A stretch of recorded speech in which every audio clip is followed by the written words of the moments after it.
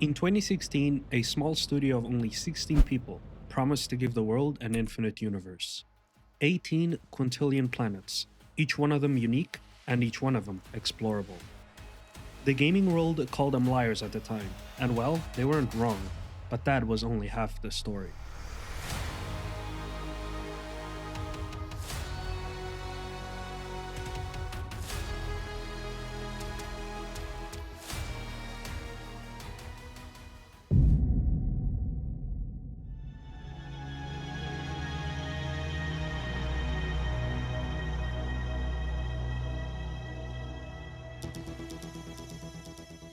The year is 2013. A small gaming studio in Guildford, England, Hello Games, had already shipped out one title at the time, Joe Danger, a cheerful motorcycle platformer, nothing world shaking. But Sean Murray, Hello Games founder, had a big dream, Is the game world infinite? Yeah. a dream that started with a single question most developers don't dare to ask. What if space was actually infinite? Not the illusion of infinite, not a loading screen dressed up as a galaxy, actually procedurally infinite. A universe where the math itself generates everything, every planet, every creature, and every blade of grass. 18 quintillion planets. Sean Murray stood on stage at the Video Games Award in 2013, this tiny indie developer in a room full of publishers and press, and he said, We're a group of friends making No Man's Sky. It's a science fiction game, I guess inspired by the kind of sci-fi that I grew up with. The battered book covers of Heinlein, Asimov, Clarke. Just worlds that I wanted to escape to but never could. What followed was one of the most spectacular hype cycles in gaming history. No Man's Sky appeared on the cover of the Game Informer. It was one of the most watched trailers at E3. Sean Murray sat across from Stephen Colbert on national television and described the universe players would share. That if two players ever found each other across those 18 quintillion planets, it would be extraordinary. Can you run into other people, other players on the game? Yes, but the chances of that are incredibly rare, just because of the size of what we're building. Wow. Sony picked it up, and a release date was announced. August 9th, 2016. The internet lost its mind. Reddit forums spiraled into obsessive speculation. Players formed guilds before the game even launched, and fan sites cataloged every creature visible in every trailer. The word procedural became the most exciting word in gaming. But beneath all of it, underneath the wonders, something dangerous was happening. The gap between what was promised and what was possible was growing wider every day, and almost nobody was paying attention to it. The pressure was immense. Sony had marketing muscle behind us now. Retail copies needed to be pressed, pre orders were flooding in. Hello Games was still barely 16 people. Sean Murray kept talking. In interview after interview, he described countless features, multiplayer encounters, space stations teeming with life, factions with memories, and a universe that breathed. He wasn't lying. Well, not exactly. He believed in it, and all of it. August 9th, 2016.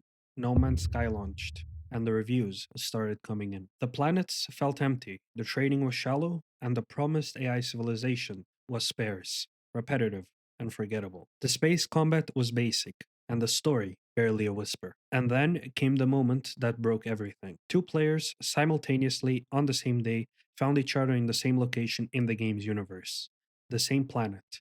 They stood in the exact same coordinates, but they couldn't see each other. Sean Murray had recently said and stated, no, there is no multiplayer. But he has said in the past multiple times that there was like a rare chance, and the chance of finding another player is blah blah blah. And it's like, okay, but when that small chance happens, what happens, right? And we were kind of given the impression there would be that was how you would discover who you are and what you are, because it'd be the first time you'd be able to see another player. Unfortunately, as proven in the stream, it never showed up, never worked.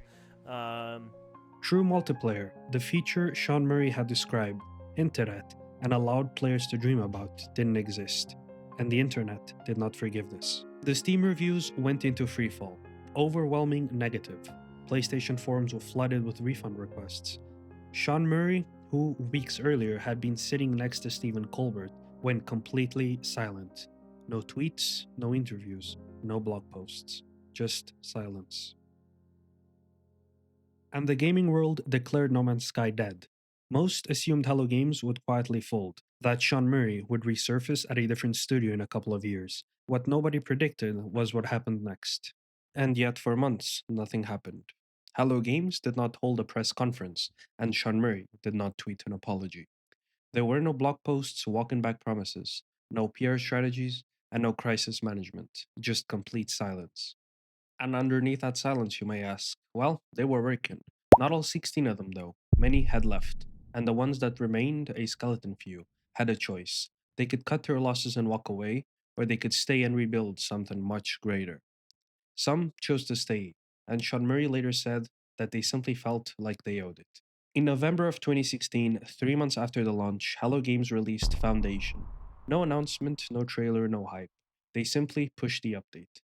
It added base building, farming, and new game modes, a foundation, as the name implied, for something much larger.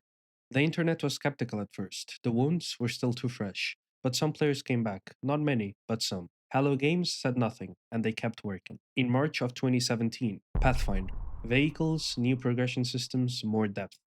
In August of 2017, the 1 year anniversary of the worst launch of their lives, Hello Games released Atlas Rises, an entirely new story, multiplayer portals, and 18 hours of new content. Still, no press tour. Still, no Sean Murray interviews. And then came next, July 2018.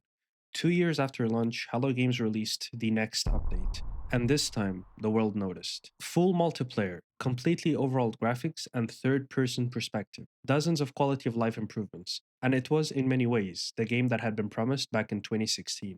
The player count spiked, Steam reviews began to shift, the word redemption started appearing. But Hello Games didn't stop. Beyond, in 2019, added a virtual reality mode, making No Man's Sky one of the most immersive VR experiences available. It added a full social hub, a living ship, companions, and more depth than the full price game shipped with. Origins rewrote the terrain generation entirely. Quadrillions of planets, now more varied, more dramatic, and more alive than ever before. Prisms, Frontiers, Sentinel, Outlaws, Waypoint, Fractal, Echoes, and Omega. Update after update after update.